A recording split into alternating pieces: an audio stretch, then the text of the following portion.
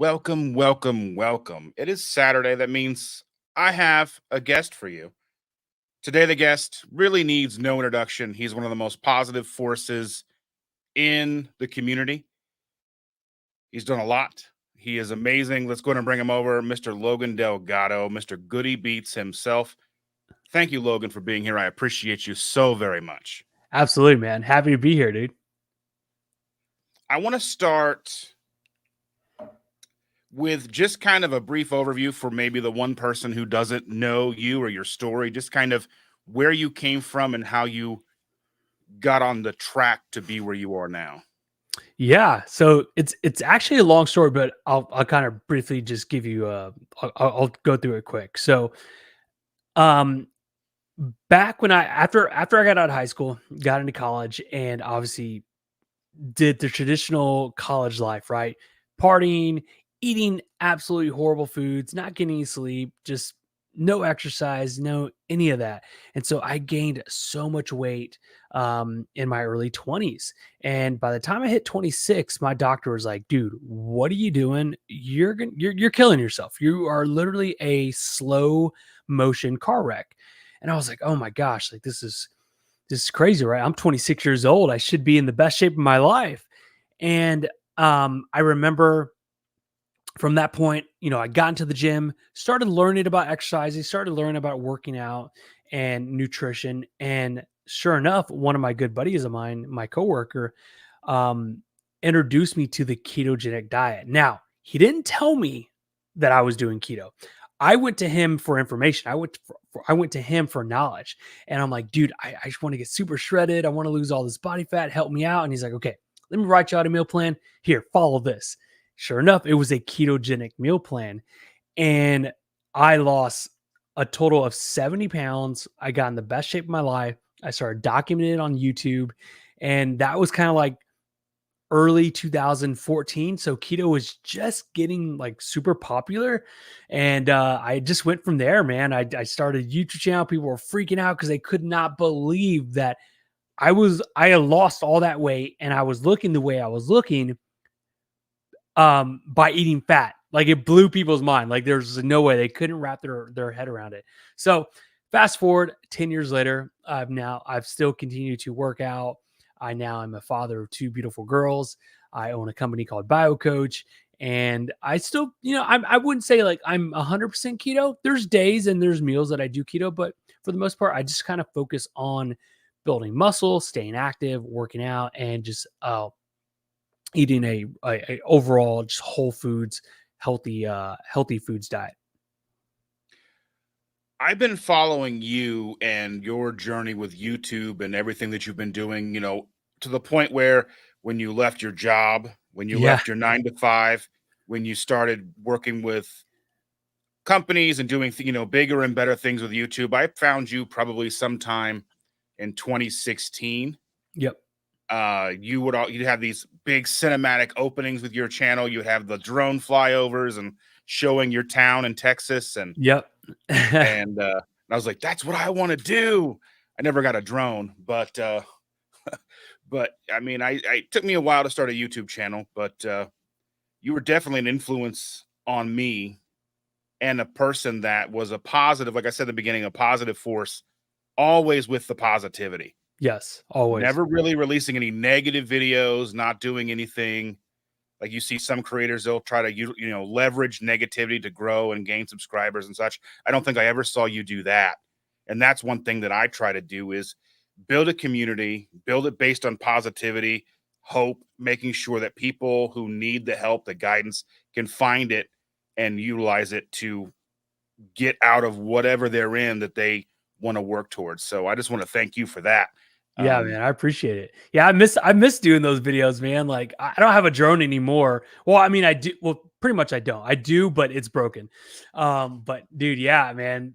I used to, man, my YouTube videos back in the day were just they were crazy. They were epic. They took a lot of time out of my day, but they were fun. Like just going off to different locations. Like, where am I going to go next for this opening scene? Or should I go here? Should I go to this town? Should I go to this like bridge? Yeah, those were the days, man. That's when I was a big fan of Casey Neistat. Hmm. I don't know if some people may know him, and I looked up to him and like how he did his videos in New York, and I was like, man, I want to do my videos like that, but throw a keto spin to it. And yeah, there it was fun, but it was a lot of work. And some days I do miss that. Sometimes people will leave me a comment like, hey, when are you gonna do the drone intros again? I'm like, well, I need to get another drone. But yeah, those were the days, man. And YouTube landscape has changed too, where those kind of intros don't necessarily draw people in anymore like they used to. No, you're absolutely right. Like the everything, like YouTube has changed, social media has changed, Instagram. I mean, those days where you could just do a daily vlog, right? Like, or you could just do a vlog of your day and kind of document what you're doing, and people love that. Now, there are still people that do that, but really, it's all about information now. Like, I'm clicking on your video because the title of your video is something I want to know and get to the point. Like, tell me so I can learn and move on to the next video. That's where at least I kind of feel that YouTube is at now. It's like where it's obviously the number one search engine. So you get on there, whatever you want to know, topic, um, learn how to do something, learn more about something. You just make a video and you're just someone just sitting down talking. And so that's where I feel like I see where YouTube is definitely gone. But those were the vlog days, the daily vlog, the Casey Neistat days. Those were fun. Those were the fun days. Yeah, I'm a big Neistat fan. So yeah, I see that in him. I see that in you. And I want to see you've been, you said you were owner of BioCoach. Yeah. I've been involved with BioCoach. I'm an affiliate, have for a little while. I haven't necessarily made much information about that public on my channel because I wanted to get some products and test them and such before really coming out with that. But I kind of wanted to see, how did you get involved with that? Was that something that you built from the ground up, or did you Yeah. just get involved and become like an investor? Yeah. So, like you said, in 2016, you found me, and I was doing YouTube, and the YouTube channel was doing great. Social media is doing great. Everything was just blowing up to the point where I was like, man, I need to make a decision. Like, do I continue this 9 to 5 where I'm dropping the ball a lot on a lot of tasks, or do I just take the leap of faith and pursue my passion? Right? Like, just I don't know what's going to happen, but I know this is something that's fun. I know this is something that I love to do, and I wake up every morning wanting to do. And so I took that leap of faith, quit my 9 to 5, and I started working with American Metabolics at the time. They were a supplement company, and we were one of the first. If we weren't the first, but we were definitely the second company to come out with a keto meal for people. People that, hey, you don't have time to cook, you're at work or you're stuck in office, but you want to have like a ketogenic meal where you can take 2 scoops of our keto meal, and you're good to go. And so I saw how much that company blew up from keto meal and from my channel and from me bringing in people on the team and just me having connections, right? People knowing me in the keto space. And it was awesome. Like like we had a great relationship. There was nothing wrong with, like, we still to this day, I still talk to the owners today. They're actually not the owners anymore. They sold the company, and I'll get to my point on how the whole BioCoach thing works. This is very relevant. So over the 2-3 years, I saw American Metabolics just blow up, making tons of money just out of nowhere. Because when I first met them, they were just a small little local supplement company. And so over the years after that, they ended up selling their company. And I was not an investor. I did not own any stocks. I just pretty much was an employee for them. And I was like, man, I'm happy for them, but I felt like I put a lot of work in for them to be able to sell, and here I am, I'm left with nothing. And so I had to meet the new owners. Long story short, the new owners went in a different direction. But at that time, I had met the founder of BioCoach, which is Matt Payne. And he is literally, he's like, hey, I'm about to launch this company called BioCoach. We're going to have a blood glucose monitor. We're going to have ketone strips. I really want to get you involved. And he's like, hey, I'm going to a conference in California. next month. I would love for you to go. So I'm like, okay, cool. Let's talk. Yeah, I'll go. And it was a keto conference. It was actually metabolic health conference, which is an amazing conference. It's still going on to this day. It's an amazing conference. And so I met him out there. We hit it off. He saw that how I knew everybody in the keto space, because the keto community back then, like 2016, 17, 18, like it was, I mean, amazing. Like it was just, it just isn't what it is today. But back then it was amazing community. And so he saw that and he's like, man, dude, I need somebody like you. And so I remember, like, obviously just going through what I went through with American Metabolics. I'm like, okay, I don't want that to happen. So I said, look, Matt, I would love to be a part of your company, but I can't just be like an affiliate or an associate or an employee. Like I need to be an owner. I need to invest in the company. I need to buy stocks. Like I need to be the co-founder of it. Absolutely. Let's do it, dude. So bam, we shook hands. And then over the next 6 months, we negotiated and him and I became the owners of BioCoach. And so that's kind of how it all started from the ground up. And again, what we do today is completely night and day from what we were doing when we first started off. Just because like we just talked about with YouTube, social media, keto, everything, you got to evolve, right? You have to evolve with the times and you have to change. And so that's kind of where it started off. So yeah, like definitely from the ground up, him and I, we didn't even have a glucose monitor yet. We just had a ketone monitor at the time when we first started talking. And so yeah, it's been an amazing I think we're going on 5+ years working together. And yeah, it's that's how it started. That's the story. And that's what I tell a lot of people that do YouTube and do podcasts. And I'm like, look, man, it's awesome working for being an affiliate with other companies, but you definitely want to start something and build something on your own. So because social media is not going to last forever. Like we know that, right? Like even Casey Neistat, like, yeah, he still does his thing, but he's not doing the daily vlogs and he's not on YouTube regularly like he used to, right? No. But He's made a lot of money in other spaces. exactly. He's and he also owns the company. Remember that app company that like CNN bought like years ago? So that's what I always tell people. It's like, dude, you like start a clothing brand, start a supplement company, start something so that way you don't have to do this like social media thing forever.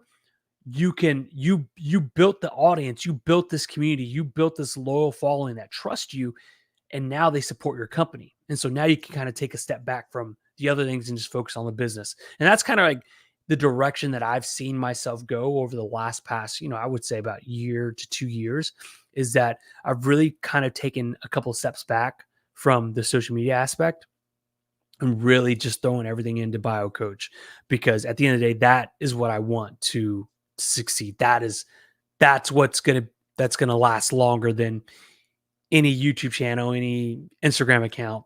This is much bigger than just me. Yeah, I mean, I have a ketone monitor that's the old company name, the Keto Coach. Yep. I have a Keto Coach branded ketone monitor. You have the glucose monitors now. You have the A1C monitors. Yep. And I imagine you probably got other things in the works. And I know I've seen you talking about how long approvals take with the FDA and getting new products and new things through. It's just it's a nightmare trying to get all of that stuff done. It was a nightmare. Yeah, it was. And just so for the audience to know, when we were getting our 510K for our glucose and ketone Bluetooth monitor, COVID happened. And so the FDA put a pause on all 10K applications to get approved and just put everything into vaccine approvals. So we were like right there about to get approved, and then that happened. And so we got delayed like another year. It was a gut punch, man. And you've got meals. Yeah, we got meals. Yep, we got meals. We also have an app that has tons of content from your favorite keto people like Dr. Jamie Seaman, Chris Irvin, which is the ketologist, um, Brian Sanders. Like we just got so many amazing people on our app, and then we're also putting more and more content to that.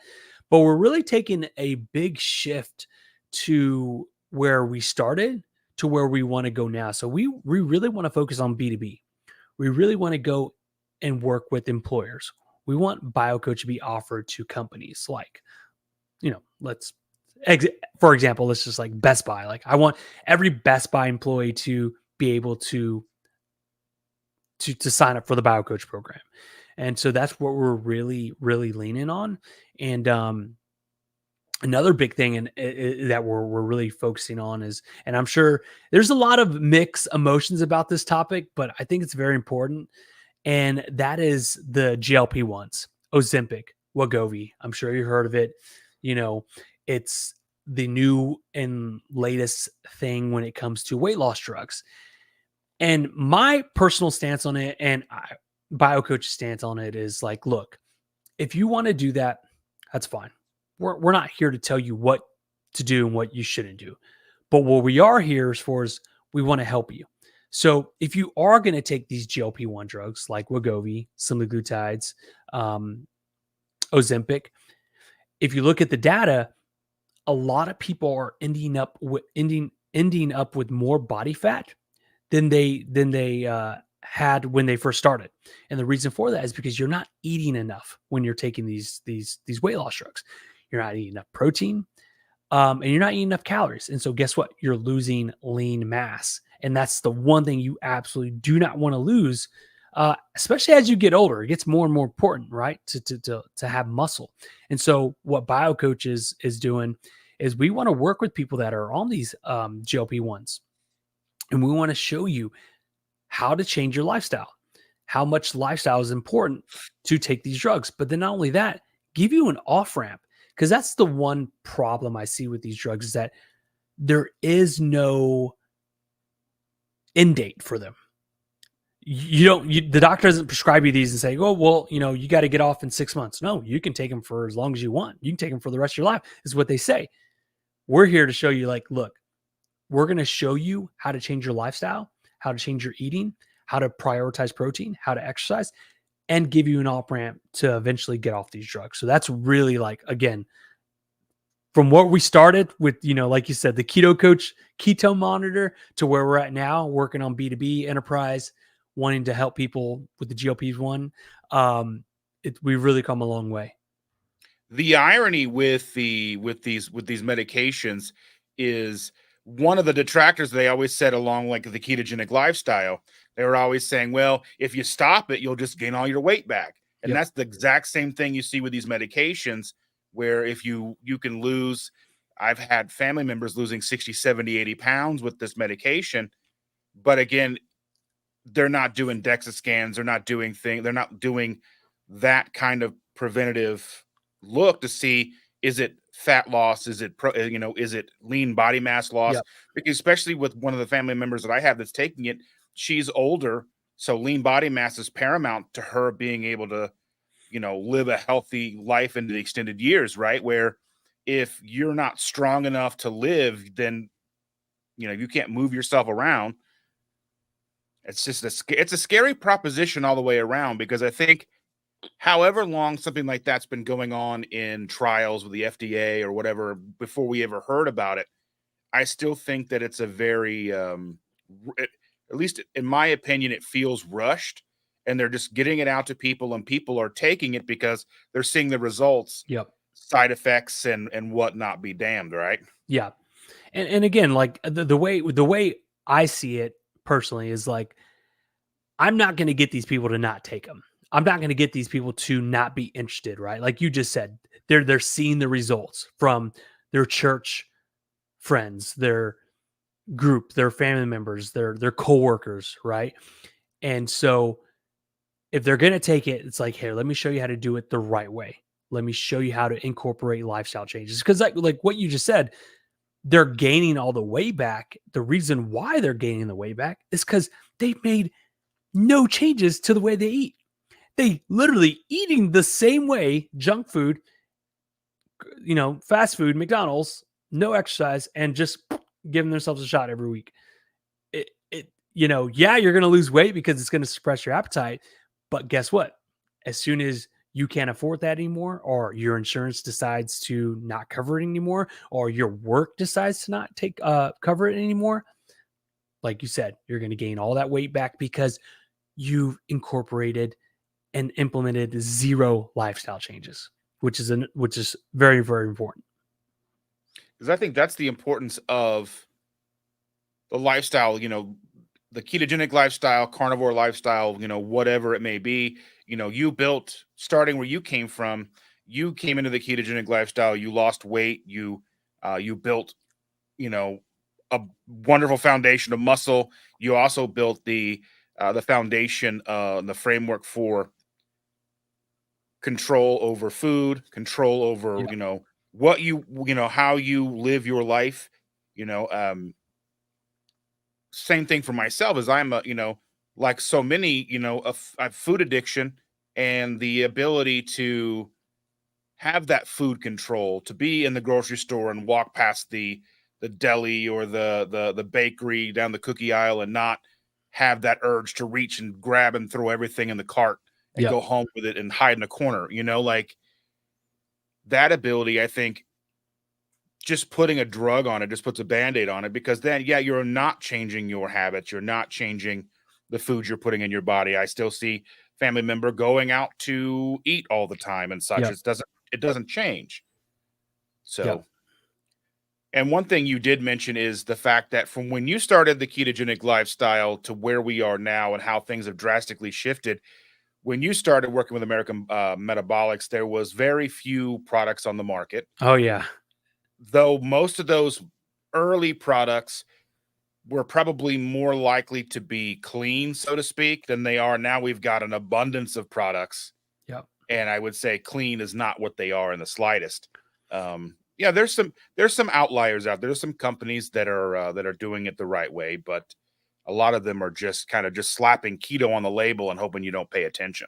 Oh yeah, yeah, and you saw that as soon as keto got super popular, 2017, 18, 19, all the big name brands were coming out when just slapping keto on it, even though like it made zero sense. Like you'd look at the back and be like, these aren't even the keto macros. Like Right. the highest macronutrient on here is carbs. Like, what are you talking about? This is crazy.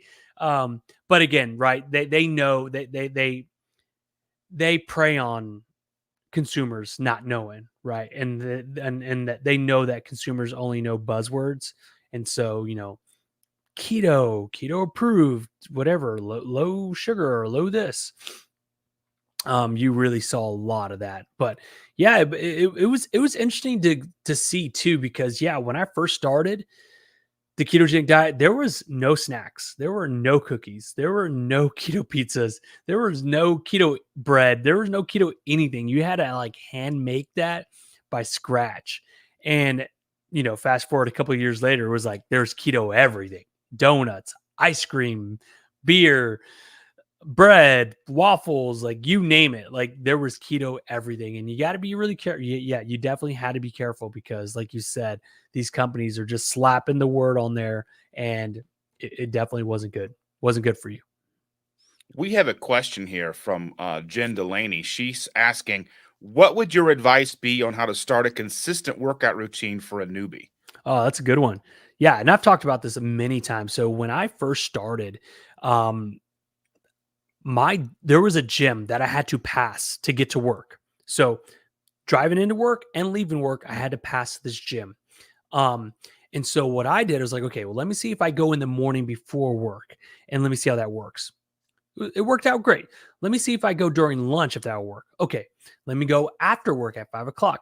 I found the right time that was convenient for me. So whether that was first thing in the morning, lunch, or at night, or for some other parents, maybe when the kids go to bed, right? And so finding a time that is convenient is a great way to start going to the gym consistently. And then once you get in the gym, find what type of routine you like. You don't have to go to the gym 6 days a week. 3 days a week is perfectly fine, especially for newbies. And then break your workouts out like into like, I'm going to do upper body, I'm going to do lower body, then I'm going to do, I don't know, like arms and calves and shoulders. So that's the best advice for number one, is finding the best time to go. Because if you're doing something like this, for instance, I quickly became not a morning person. And so me going to the gym at 5:30 in the morning, I ended up hating it. And when you're doing something that you don't like, naturally you're not going to want to do it. And so it's going to get easier and easier for you to skip. Like, oh, I'm tired. Like, I'll just go there. I'll go tomorrow, or I'll just take a rest day. And it's very easy to get in that habit of skipping and not going, because it's something, because what you're doing is not convenient and not fun. So find the perfect time that works best for you. And it's going to be different for everybody. But once you can do that, then it's going to make it easier for you to go in the gym. And then once you get in the gym, you start learning more and it becomes fun. And yeah, it's kind of like a snowball. You just need that like push. And then once you get that momentum, like it's no stopping you. Now, what would you say would be like a preferred ratio? Because I think a lot of people will get into the gym and start and focus solely on cardio, or they'll go in Yep. and they'll focus solely on weightlifts. Like say they'll go and they'll just do deadlifts and bench press, and that's all they'll do. What would be for, I mean, and it's probably a broad question, but what would be a ratio that you would recommend for someone just starting out that Yeah. would be like cardio to weights? Yeah. So number one, most importantly, resistance training is always going to be number one, hands down. Like people always were to ask me like, hey, Logan, I can only go to the gym once a day. What should I be focusing on? Cardio or weightlifting, resistance training? 9 out of 10 times, I'm always telling them resistance training. Okay. Because when you build more muscle, you're able to raise your metabolism. You able to eat more calories. You're able to burn more body fat when you have more muscle. Now, cardio is just as important. I mean, cardio is not just for weight loss; it's great for overall heart health, right? And just overall um, cardiovascular health. But what I would say is you can do cardio anytime throughout the day, right? You can go for walks. You can take the stairs any opportunity you have. You can go for a quick little jog around your work, or wherever you may be. But when you get to the gym, that's for most people, that's the only time that you're going to be able to do resistance training. So I would do resistance training every time you can go to the gym. And then if you do want to maybe throw in a little bit of cardio, I would throw in cardio always after your workout, about 10, 15 minutes, maybe 20 post workout. That is how I would structure it. And for anybody who was just starting and wanted some advice, that is what I would tell them. Because even I fall into that whenever I start like a new gym or I start like really pushing to go to the gym. I would focus on cardio because it's kind of the easiest way to get into the gym, and Yep. you can kind of hide behind a machine and you can just, but you're there, you've shown up, and you can kind of, at least in my brain, you're like, well, I'm building a routine, and then I'll go and I'll get in the sauna or or the Yep. steam room or whatever without ever, because like to me, like that the weights and the resistance training, at least the gym that I have a membership to, is very intimidating. Yeah. So Yeah, well, definitely like the gym can be intimidating. I mean, believe it or not, it was intimidating for me. There was a time when I first started going to my Anytime Fitness, that was my first gym that I signed up for. I didn't know what the hell I was doing.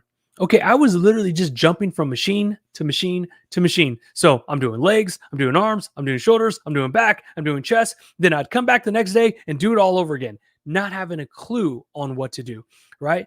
But I think most importantly, what I always tell people is like, look, everybody has busy lives. Everybody has their own problems. Everybody has their own work, their own family, their own thing that's going on in their little world, right?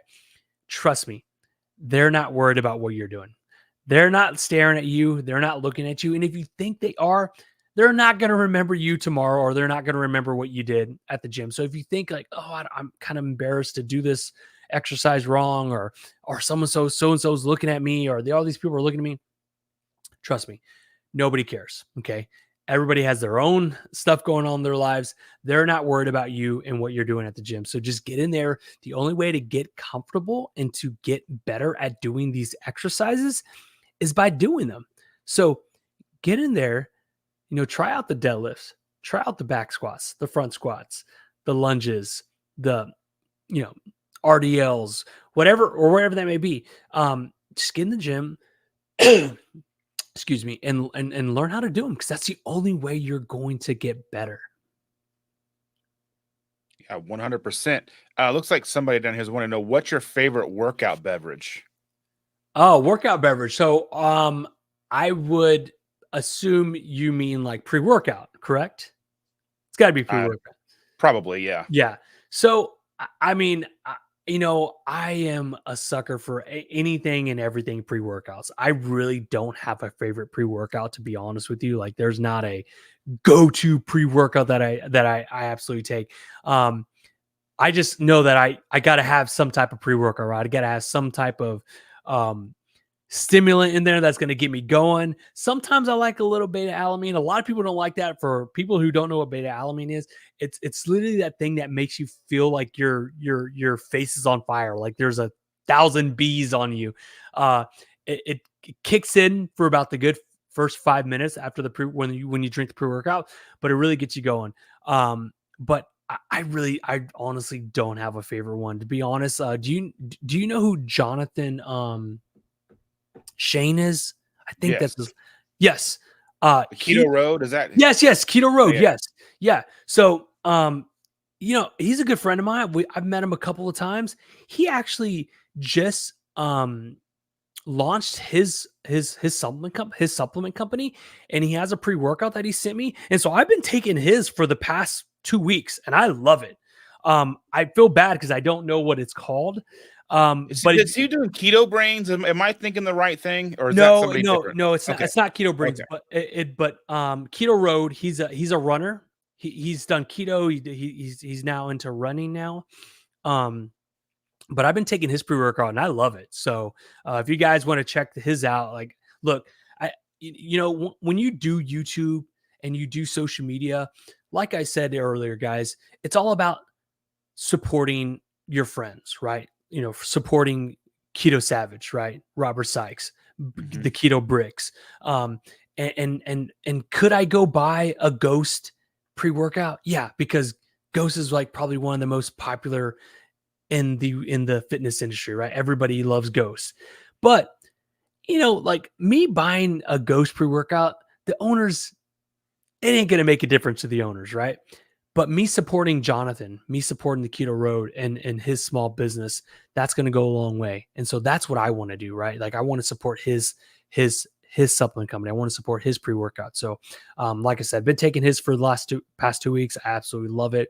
And it feels good to support like a local, keto friend of mine.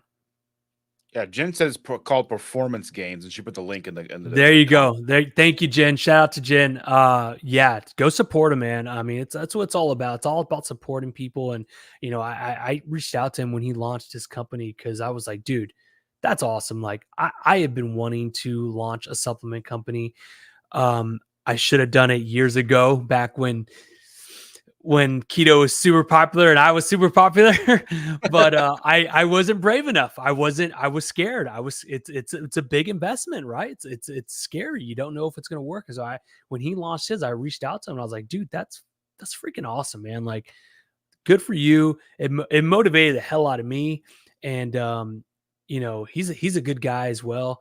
And just like, shout out to anybody who takes that leap of faith, right? It's scary because you just never know if things are going to work out, but you're never going to know unless you try. And so I can guarantee you 100% it won't work out if you don't try. So yeah, 100%. Yeah. Now, I've seen you've done videos in the past. How long ago? I can't remember. Time is one of those things. But I've seen where you've talked about pre-workout, just utilizing things like salt.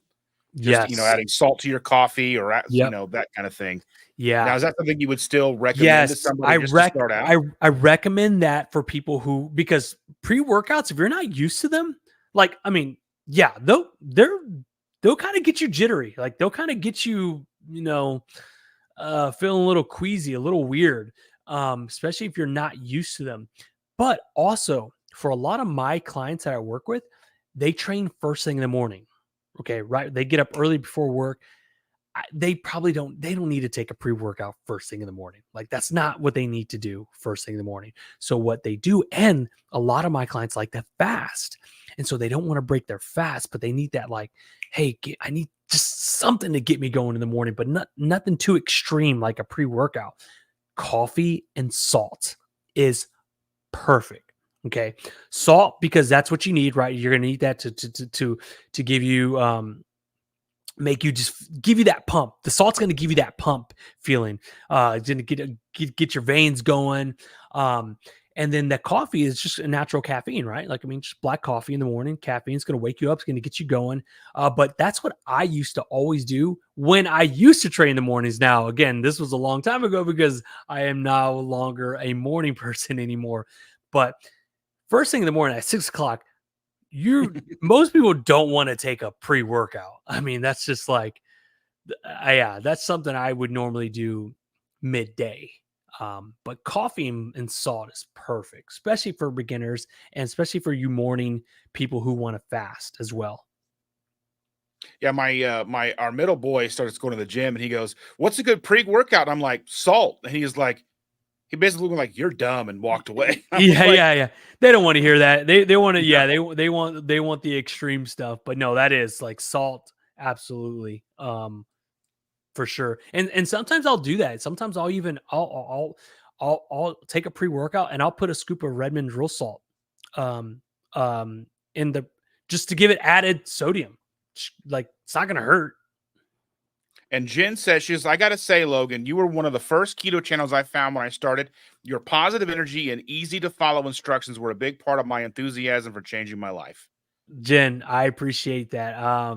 Man, yeah, it's, I'm gonna get super real right now. And vulnerable, guys. You know, when I first started the channel, obviously keto was hot. Keto was popular. And and it still is popular, but it isn't what it used to be, right? Um and making those videos, and the videos were so simple. The videos were so easy to make, right? It was like just showing you my day, just waking up in the morning. Hey guys, I'm gonna make some breakfast. Let me show you. I'm gonna put some butter in my coffee. I know it's gonna freak a lot of you out. I'm gonna put some coconut oil. I know it's gonna freak a lot of people out. Hey, for lunch, I'm gonna eat a steak and some eggs, and I know a lot of people are gonna be like, "What the heck? Where's the French fries? Where's the carbs, bro? You need carbs." Um, and it just felt like such a simpler time. And I just feel like, man, I wish YouTube could go back to those days where people cared about that stuff, because I feel like if I were to make videos like how I used to in the past, I don't think people would care. And I don't think, it's just like, maybe it's not what people want anymore. But yeah, just wanted to just say, like, yeah, like, hearing that comment, like, it really means a lot to me, because it really reminds me of the good days, of the good times on YouTube, where just the simple videos of showing people like how to eat keto, and simple ways on how to, like, eat my meals. And who knows, maybe you followed me when I was working the 9 to 5. I'd be filming in my office some days, Mhm. just showing my meals. And then, then there's days when I quit, and you'd see me in the apartment making my meals. So long story short, like, that comment really means a lot to me, because I definitely miss those days. I Eh, think I think it's coming back around. I think I've been here, because I'm, as a new creator, as someone who's building a channel, I'm under 5,000 subscribers. And I'm trying to build a community based on what I think can actually, help people and such. So a lot of my content is very simple, stripped down. A lot of my stuff, like, we do lives 3 times a week. One, like, on a Tuesday night, my wife and I get on here and we talk about our week. Then I come on Saturday mornings and talk with guests. And then on Sundays, I just sit with a cup of coffee and talk for 2 hours with people in the chat about whatever they want to talk about. that's And awesome. then, whatever videos are coming out through the week, I talked I started the year off with a 7-day water fast, and I made about 4 videos based on that short, like 2 less than 3-minute videos. Just here's what's going on, here's how I'm feeling, and I think it's coming back around again. I think that overproduced, like overhyped. Obviously, someone like Yeah. Mr. Beast is going to be what they do, but Yeah. I don't Yeah. think that's necessarily for everybody. And I think if you were to put content back, I think it's kind of like Field of Dreams. If you make it, people will watch it. Yeah, and I need to hear that, man. I really do because there's no secret if people go check out my YouTube channel. I mean, look, I haven't posted a vlog style type of video in like over a month, maybe 2 months, right? And so you can't, I can't expect to grow the YouTube channel if I'm not Right. being consistent, right? Like, and like those 3 examples that you just gave me, like that's great. Like knowing that people know that you are always doing something on certain days. Like they know Saturdays you're gonna have a guest. They know Sundays you're gonna have a live.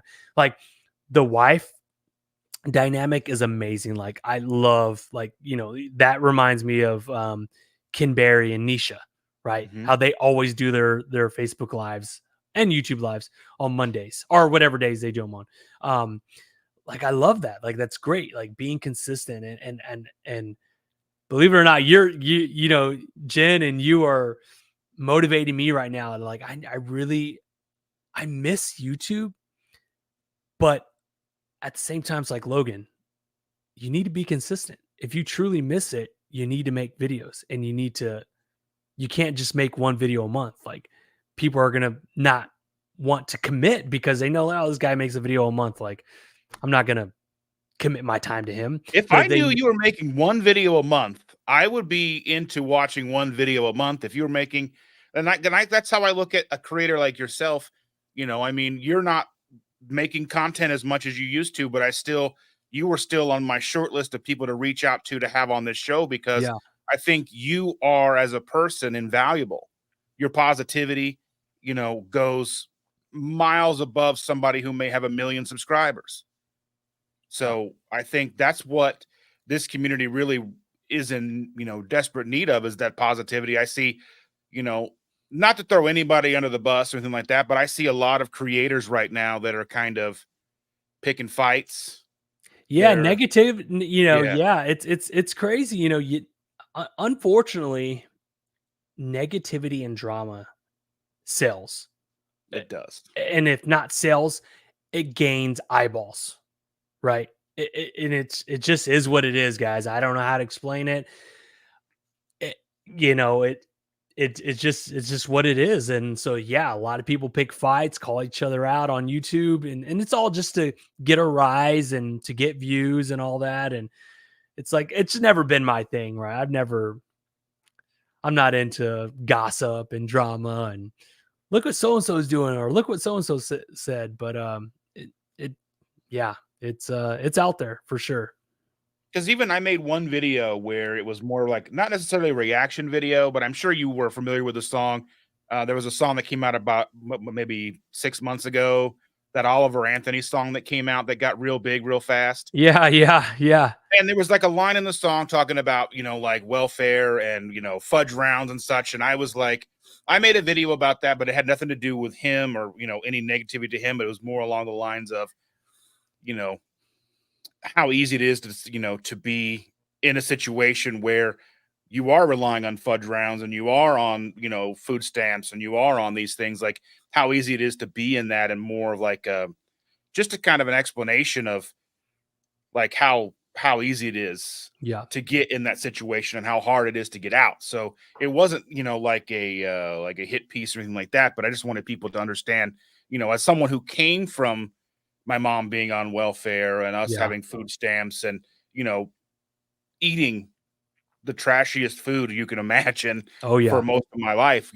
I just kind of wanted to share that opinion. But, those kind of things I feel are necessary. But with all the negativity, it just makes me want to pull people closer, to pull people and just,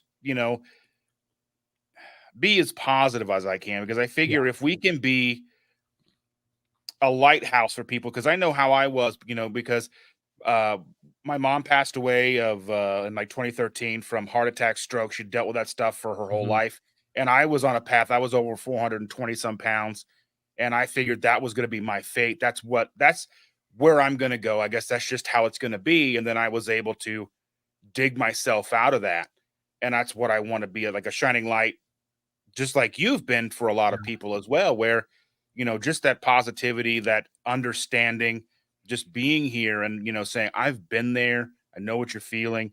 Here's how you can fix that without any judgment or shame. And I think that's just going to be the thing that hopefully sticks around a lot longer than, anything, if it bleeds, it leads type thing. Yeah. Yeah, no. Yeah, yeah, that video, that song got super popular, and you know, it was crazy because people were trying to, like, draw lines in the sand with that song, and the guy's like, "Whoa, I'm not on either Mhm. side, guys, like, you shouldn't claim me, you guys don't claim me, like, this Right. is for the people, like, stop trying to claim me, stop trying to not claim me because you think I'm on that side." It's like, yeah, it's just you see it in everything that we do nowadays, right? Like, everything's so polarizing, everything is so, well, you're either left or you're either right. And it's like, no, I'm just talking. It's like, why does everything have to be, yeah, either, it's just the way it is now.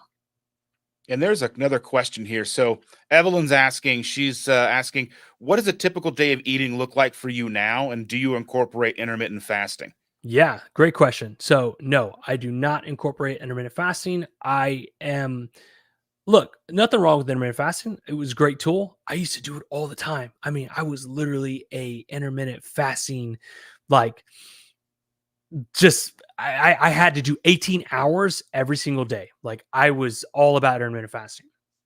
But as I evolved in my health journey and my fitness journey, I really want to focus on building muscle. And I understood that the only way for me to build muscle and maintain as much muscle as possible is to make sure I'm eating enough protein. Well, I found it. So, for my stats, I need to eat 200 grams of protein minimum a day. It became very, very hard to do 18 hours or 16 hours of fasting and getting in 200 grams of protein in that little 6 hour window. It was very tough. I found myself struggling to eat the meals. And so that was one of the biggest reasons why I do not intermittent fast anymore, because it's an inconvenience, guys. Remember, I talked about convenience, doing something that's convenient and doing something that's not convenient. And it just wasn't convenient for me. And so I wanted to make sure I'm getting the protein in throughout the day. So spreading my meals out throughout the day just works better for me. It works better for my goals. So what do I typically eat? First thing in the morning, I always have a low glycemic meal. It's just what I typically do. You're going to see me eat eggs and steak, eggs and bacon, eggs and avocado. And then for my second, third, and fourth meal, I'll have some, chicken. I'm a huge fan of an air fryer. All my chicken is in an air fryer, like literally, like every single day. I always have chicken in the fridge, and I'm just ready to throw it in the air fryer with some seasoning. But for my third meal, I always incorporate some type of carbs, guys. That's why I say I don't do. I wouldn't consider myself that I do keto anymore. I have carbs before and after my workout. Now, it's not a lot. I have anywhere from 100 to 150 grams of white rice, which is about, I don't know, 40, 50 grams of carbs um, per meal. Uh, post, well, pre and post workout meal. So, and then my last meal is just like, it's like the same as my dinner. I mean, my breakfast. It's always a low glycemic. It's like steak and some broccoli, butter. But yeah, that's typically like how my day looks like when it comes to meals. I'm very fortunate enough because I do work from home, and so I'm able to cook majority of my meals. I just walk right over to the kitchen and make my meals. But yeah, that's typically how I eat my meals. Very low carb in the morning, midday carbs before my workout, post workout a little bit of more carbs, and then into the night, uh, you know, high protein, low glycemic meal, and no intermittent fasting. So I would say, and one thing that I've been kind of curious about, and I haven't had anybody on in a while to really discuss this, but with what you're saying with carbs, and because you're a person that's in, I would say that what the top 0.5% of people in shape in this country, you know what I mean? As far as like how in shape you are, your physique and all that stuff. You're up there with say like Thomas DeLauer, and you're up there with Paul Saudino, and they're both Yeah. talking about how they've upped and started incorporating 200 grams of carbs into their diet a day. Would you say that with how in shape you gentlemen are, that it's more in line not with say staying in ketosis all the time? Obviously, that's something that you're not overly concerned with, but Yeah. would you say that it's more in line with like a metabolic flexibility to where if you can kind of go between, obviously being in ketosis, or if you're incorporating those carbs to where your body is able to process those and not have these spikes that last for hours where Yeah. someone like myself probably would see? Yeah, so I think it's different for everybody because I can't speak for everybody, but I can only speak on my journey. Right. So what you got to understand is when I first started my weight loss journey, I was severely overweight. I was insulin resistance. I had insulin resistance. I had type 2 diabetes. I had high blood pressure. I had high cholesterol, right? I had all these chronic diseases. Um, so the important thing for me back then was I need to be in ketosis, right? So I can burn body fat. So really focusing on being in ketosis really helped me out.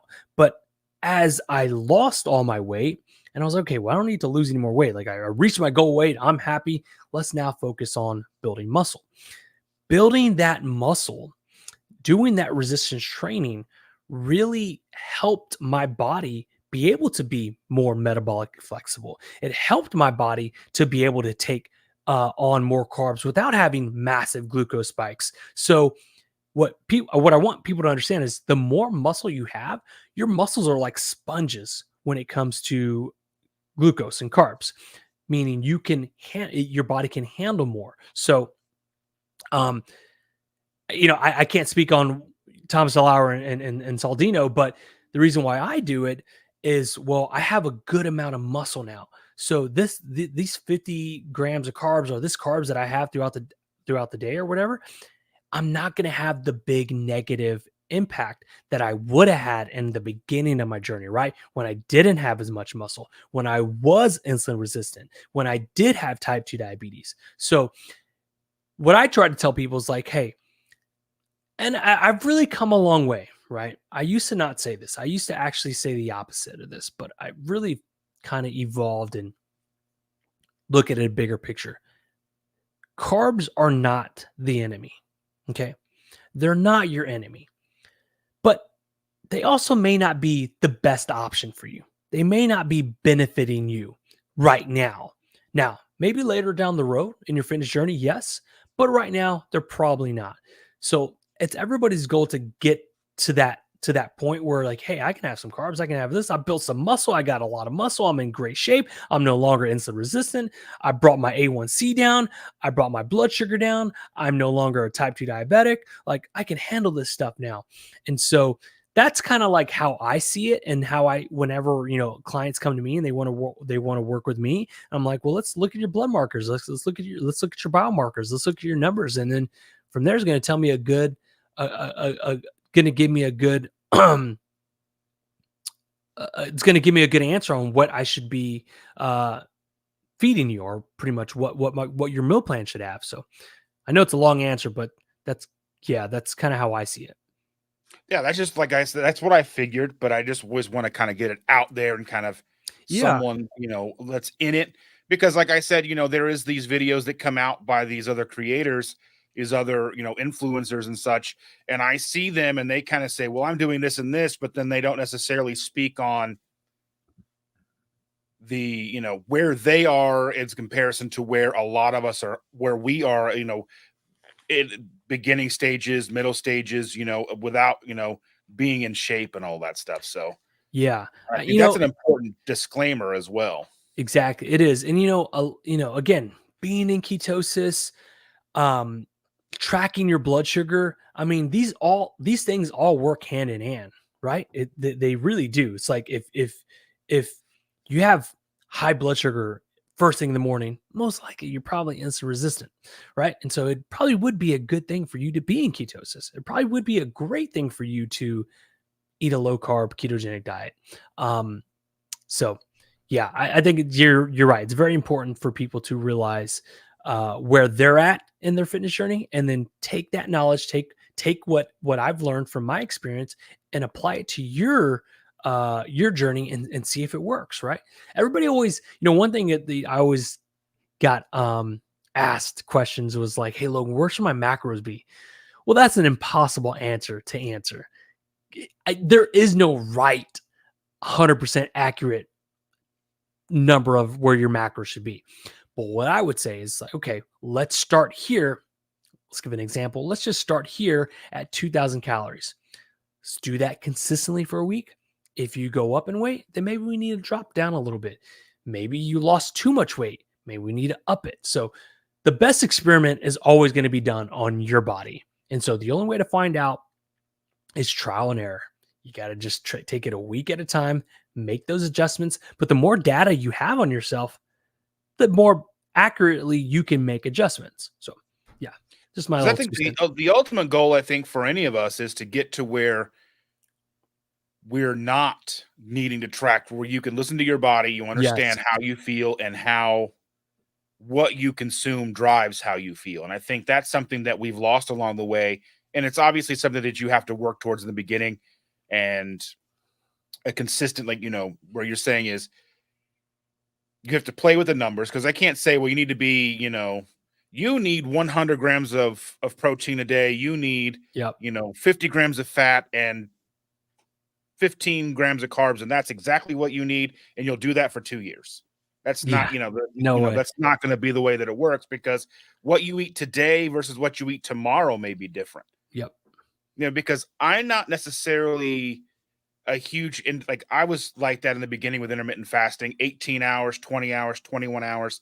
But I was leveraging that as a way to control the way that I was eating, because I was in an office and there was always something in the office. There was always cakes and candies, and bring pizza in and all that stuff. There was always something like that that was right just at your fingertips. And they were, do you want some? We brought this for you. This is, in lieu of a raise, here's your pizza party. You know what I mean? Yep. Like, so leveraging and understanding how to use things like intermittent fasting as a tool to get yourself through things.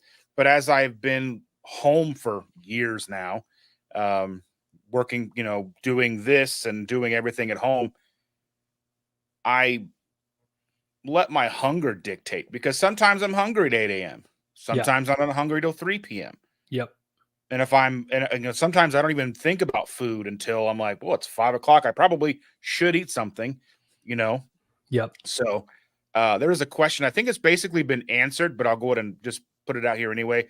John is asking, it's like, do you recommend working out fasted? And what are the benefits or drawbacks of working out fasted? Because I've seen you kind of go both ways.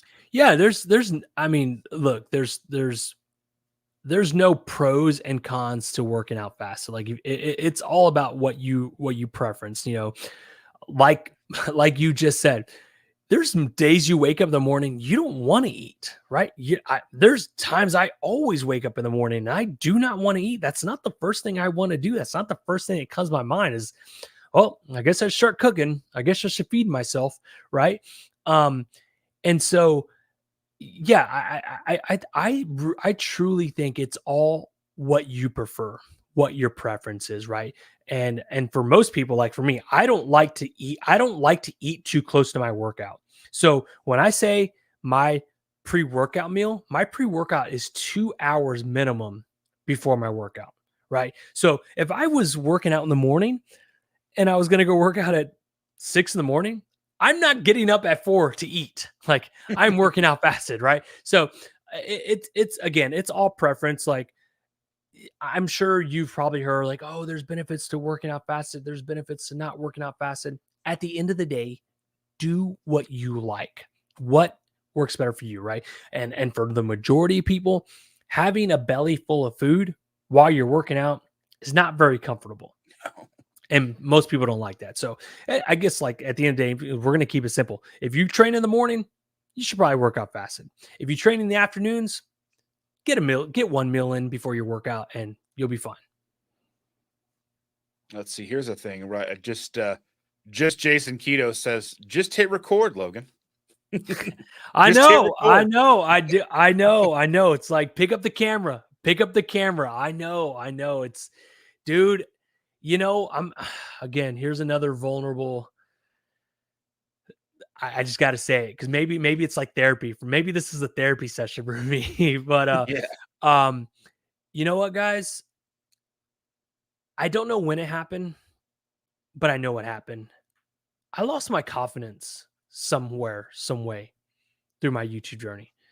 I don't know when, I don't know why, I don't know how. But through the journey, I definitely lost my confidence because like Jen said, that comment that she said, all those days that you would just make those videos, just simple videos showing me what to eat and just throughout your day, guys, I didn't need to be told to pick up a camera. I took that camera everywhere I went with me and I just hit record like you just said. And maybe I wasn't thinking about it. I wasn't overthinking about it. I wasn't trying to make good videos. I was just making videos. And then somehow through the journey, it became about the numbers. It became about the views. It became about, oh, well, is this video going to do good? Is this video not going to do good? And I got away from how it used to be when I just picked up the camera because it was fun. I just picked up the camera because I don't know what I'm going to film, but who cares? I'm just going to film. And then now it was like, well, how's this scene going to look? And what am I going to say? And do I sound stupid? And is this going to make sense? Is this video going to do well? Is this video going to go viral? I never thought about that stuff back then. And now that's all I think about. And I think that's what holds me back the most from picking up the camera. So, but it was, that's the honest truth, man. It's somehow, some way I lost tons of confidence and I just stopped picking up that camera. And it really does. It really does bother me because, man, I do miss YouTube. YouTube was definitely the biggest community, at least closest community I had on all the platforms. But yeah, I don't know what you're right. I just got to pick it up. I understand 100%. I've only been doing YouTube as a consistent for about 3 years. And even still, like that, you can put a video out because I mean, most of my videos get 100, maybe 300 views. But like you can put a video out and like 12 hours goes by and you get 10 views and it hits you and you're like, maybe this isn't for me. And you lose, and you feel like an imposter. That imposter syndrome hits. Yeah, So big time. it's not just so it's a refreshing thing for someone like me to hear that it happens to someone like you as well. Mm-hmm. That we're not alone. That there is that community of creators that we all, regardless of size, deal with. That am I not good enough for Yep. this? And it Yep. is good to know that we're not alone. Just like in our weight loss journeys, in our health journeys. And, just being, in a community that we're not alone. Yep. And I don't know if there's any way around that. I think we just have to do things like this where we say, hey, your content touched me. Your content was, there when I didn't have anything else. I look forward to you putting out more content and I'll nudge you if you need it. You know what I mean? Yeah. Yeah. I do. I definitely need it for sure. For sure. I mean, I need it. There was a period this year where I didn't put a video out for a couple of months. Yeah. I would go live, but I wouldn't put any other content around because I'm thinking, well, I don't really have any good ideas. Yep. And people, they're going to think my ideas are dumb. Yep. It's just, you have to get out of your head. And, like, I know that the whole just press record thing is a big, Sean Cannell thing, but you just have to I've been trying to do that more and more and just really do it because I owe it to myself because I want to do this. this is, I mean, I've been wanting to do YouTube for years and years, and now I'm in a situation where, I'm like monetized and I have some affiliates and I'm, starting to kind of do the damn thing, Yeah. and then I'm starting to build a community of people that are amazing that are, in these lives week after week, and they're here and they're encouraging. And like, you don't want to let them down, but I don't want to let myself down. And so, yeah, I don't know No. where I'm with that, but No, but it's good. It's good to just like air it out and talk about it and say it out loud. Cause I like saying it out loud. Cause I don't, I've never told anybody that unless like my close friends know, um, but I've never gone on a live and like told people that, right? Like, I lost confidence, guys, that imposter syndrome, feeling like, oh, this video is going to suck. They're going to hate it. When like I never thought about that back then. Never. I just made videos for what the hell of it. Just did it. yeah. So So I look forward to some more content from you, and I will, I'll be in your DMs every once in a while being like, hey, Logan, hey. yeah. Yes, I need it. So I think with that, it's been an amazing talk with you. I'm going to just go through here and see if there's any more. Let's see if there's any more questions in here. A lot of people saying hi to each other. Yeah, it's cool. You got a good little community, man. I love it, dude. That's awesome. This is encouraging. Like to like I'm trying to think like when can I consistently do a live? And you know, I really think it is Saturday mornings. My girls are still asleep. My whole Yeah. family's still asleep. So it's like that may be a good time. So Like, the reason I do this is because so my wife's she's an ICU nurse, uh-huh. and she does weekend option. So she works every Saturday and every Sunday. Yep. I get up with her at 6 a.m. to get her ready, help her get out the door. And then I was just sitting there drinking my coffee, watching YouTube. And I'm like, well, why don't I just go live? I was like, well, so I started doing my Sunday lives at 7:30 in the morning Eastern, which is ridiculously early. I didn't think anybody would show up. And I started doing it, and I had like, 5 people, 10 people, and maybe 20 people now show up, Yeah. but they're consistent. And then a friend of mine and another YouTuber from Ready Set Keto said, hey, if you do one on Saturday, I'll come in and join you. I'm like, Nice. okay. So he was my first guest. And then I was like, I like talking to people because, especially the last few years, I've gotten out of the ability to talk to as many people. I used to be a very outgoing, going to, concerts, shows, go Yeah. be around friends. And that all kind of obviously came to a halt for a while. Yeah. Yeah. Um, but I'm trying to claw that back. And I've had, you know, fellow, like community people. I've had Steve from Serious Keto on, and I don't know if you're familiar with Indigo Neely or not, but she's been on. Hmm. So a lot of great big people in our community, and that's when I wanted to look forward to having you on. And um, Yeah, no, this is definitely like I mean I love it. It's a great idea. It's like again being consistent and knowing that people know that you're going to show up at a certain time every week. Um, yeah, I'm just trying to think like yeah, I think Saturday mornings would probably be the best thing because that's when my girls are off of school. My wife's off of work. She's off on the weekend, so that's her finally. This like today and tomorrow are her days to sleep in. So I can't bug her like. right, right, Yeah, because again, I work from home, so my day starts a little bit later than theirs does Monday through Friday, and I know it always makes my wife mad when she's out of the house, and I'm like, "All right, bye, go back to bed." It's like I know it gets her so mad, so I gotta let her sleep in on the weekends. But no, man, I love it. This is fun, dude, and I yeah, it's great. And I appreciate you being here, and I appreciate you being candid and vulnerable. And we'll have to get you back again soon. And I look forward to if you do a Saturday show, then I'll be watching that and be in the Yeah, chat. I'll have to pick your brain on like how you because is this live on YouTube right now? This is live on YouTube and Twitter right now.